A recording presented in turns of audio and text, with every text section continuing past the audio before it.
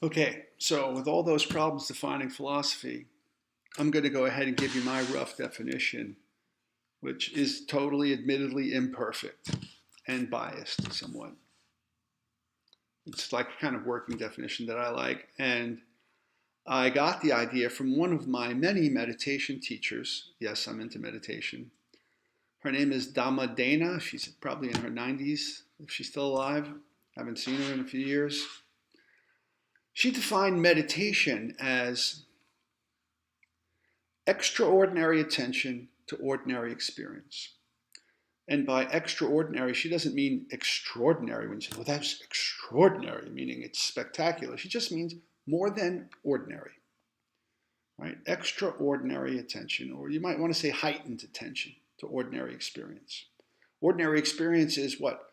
Breathing, thinking, walking, eating, smelling, perceiving, sleeping, experiencing pain, thinking, talking, whatever, right? Life. Um, so, from her perspective, meditation is just having a heightened awareness.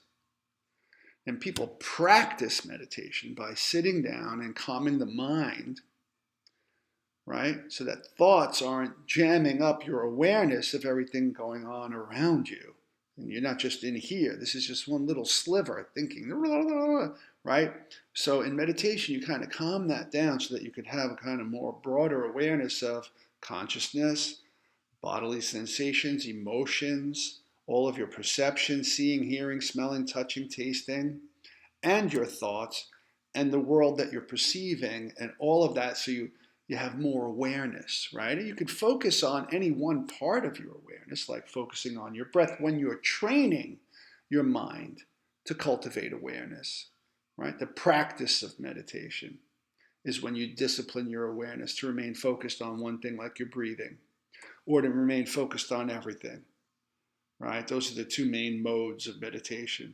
Just being mindful, aware of everything, what we call kind of open monitoring without a target, being aware of everything, or kind of targeted one-pointedness or concentration where you zoom in and focus on any one thing and keep your mind there. Your mind wanders, you bring it back, and you train your mind to remain focused, right? One-pointedness, that's kind of zoom in, and open monitoring is kind of like zoom out, or awareness broadly, widescreen, right? Widescreen awareness. That's meditation. So I like her definition of meditation. It's not just based on the discipline of trying to cultivate meditative awareness when you sit meditating in a particular way, like on one point or broadly. That's practicing being in a meditative state so that you are more meditative when you're alive and you're not sitting practicing meditation.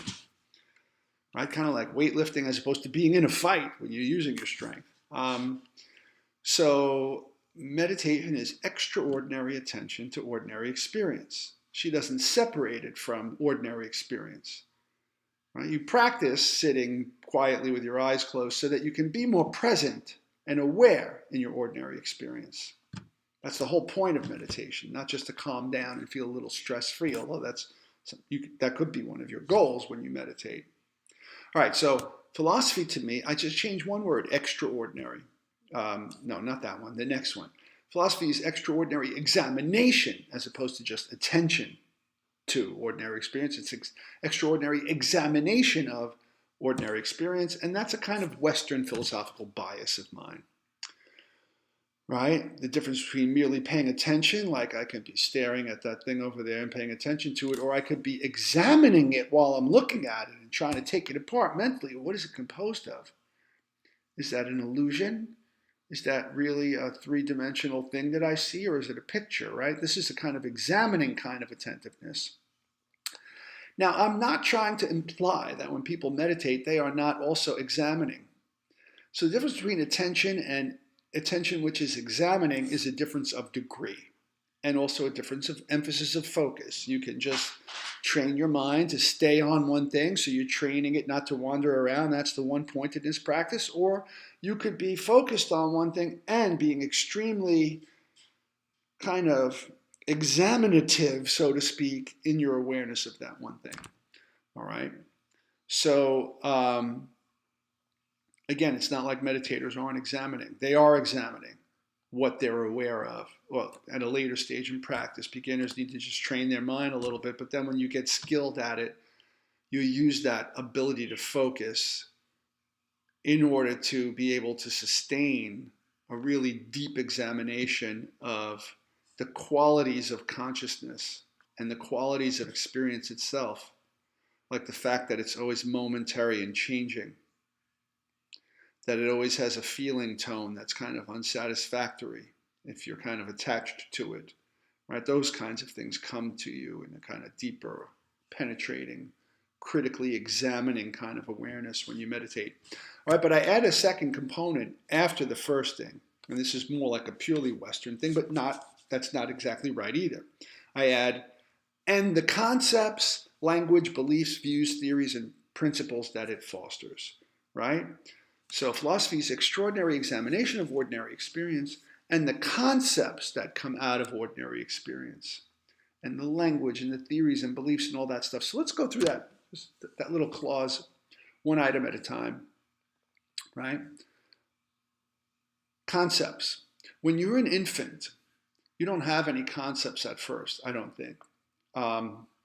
Think about your memory, right?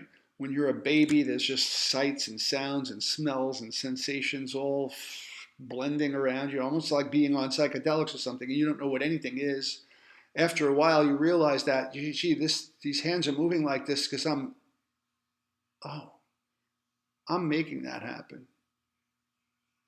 And you can see it and feel it, and then you recognize that these things are going on. And after a while, you realize that face that's always present when the milk is in your mouth, you don't even have the word milk, but you learn to call it mom.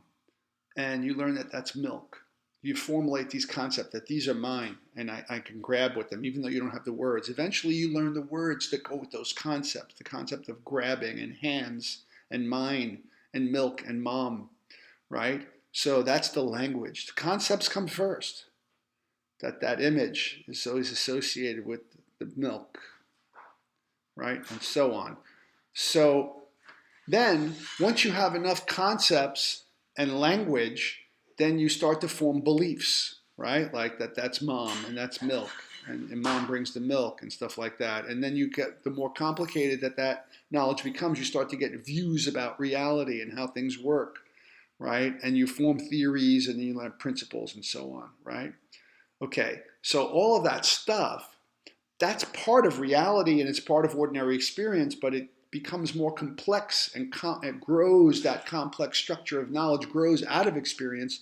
So philosophers also examine all of that because that's part of experience. And Western philosophers do it one way with critical thinking and logical analysis and all that. And like Buddhists and whatnot, they analyze it also, but using meditative skills also. But they also use logic and argument.